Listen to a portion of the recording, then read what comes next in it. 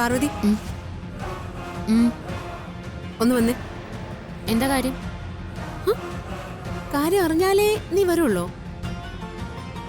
ഞാൻ ഇവിടെ ഒരു ജോലി ചെയ്യുന്നത് നീ കാണുന്നില്ലേ? അതൊക്കെ അവിടെ നിൽക്കട്ടെ.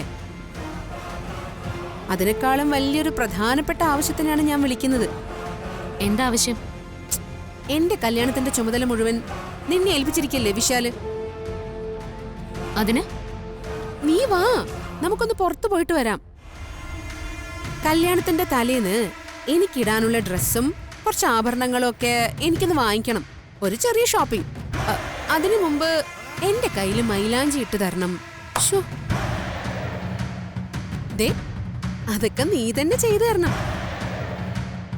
അപ്പോഴേ എന്റെ റൂമൊക്കെ ഒന്ന് വൃത്തിയാക്കി ഭംഗിയായിട്ട് അറേഞ്ച് ചെയ്യണം. ഇതൊക്കെ നിന്റെ ചുമതലയിൽപ്പെട്ട കാര്യങ്ങളാ. ഇതൊക്കെ ചെയ്ത് തീർന്നിട്ട് നമുക്ക് അടുത്തത് പ്ലാൻ ചെയ്യാം. നീ ജോലി വേഗം തീർത്തിട്ടൊന്ന് വന്നേ. വാ പാർവതി. പറ്റില്ല. പറ്റില്ലെന്നോ? ആദ്യം ഞാൻ ഈ ചെയ്യുന്ന ജോലിയൊക്കെ ഒന്ന് ചെയ്തു തീർക്കട്ടെ, എന്നിട്ട് ആലോചിക്കാം. ഓ, ഞാൻ പറയുന്നത് അനുസരിക്കാൻ നിനക്ക് മടിയാണല്ലേ? അത് നിനക്ക് എങ്ങനെ വേണമെങ്കിലും കരുതാം. അപ്പൊ കല്യാണത്തിന്റെ ചുമതല മുഴുവൻ വിശാലിന്റെ മുമ്പിൽ വെച്ച് ഏറ്റെടുത്തതോ? അതെന്താ, നീ വിശാലിനെ പറ്റിക്കാൻ വേണ്ടി പറഞ്ഞതാണോ? ഒരിക്കലും അല്ല. പക്ഷെ എല്ലാത്തിനും ഒരു സമയവും സന്ദർഭവും ഒക്കെ ഉണ്ട്. എനിക്ക് നിന്നെ കൊണ്ടുള്ള ആവശ്യം ഇപ്പോഴാ. എന്റെ ജോലി തീർക്കാതെ ഞാൻ എങ്ങോട്ടും ഇല്ല. അപ്പോ നീ എന്റെ കൂടെ വരില്ല? ഇല്ലെന്ന് പറഞ്ഞല്ലോ. നിന്നെ അനുസരിപ്പിക്കാൻ പറ്റുമെന്ന് ഞാനൊന്ന് നോക്കട്ടെ. വിശാൽ, വിശാൽ.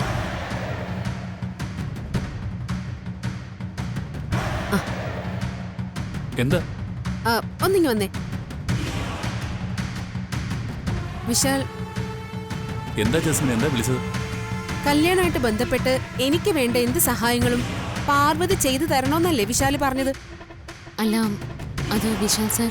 പാർവതി, ആദ്യം ജാസ്മിൻ പറയട്ടെ, എന്നിട്ടിപ്പോ എന്താ പറ്റിയത്? ഇവക്കെന്നെ സഹായിക്കാൻ വയ്യാന്ന്. സർ, ഞാൻ അങ്ങനെയല്ല പറഞ്ഞത്. ഏതായാലും ഇതിന്റെ പേരില് നിങ്ങൾ തമ്മിലൊരു തർക്കം വേണ്ട. പാർവതി, ജാസ്മിൻ എന്ത് പറഞ്ഞാലും നീ അത് ചെയ്തു കൊടുക്കണം. അവള് കല്യാണ പെണ്ണല്ലേ, അവൾക്ക് ധാരാളം ആവശ്യങ്ങളുണ്ടാവും.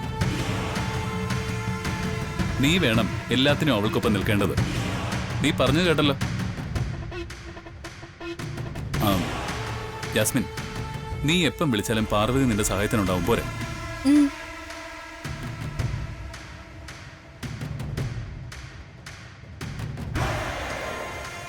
പാർവതി,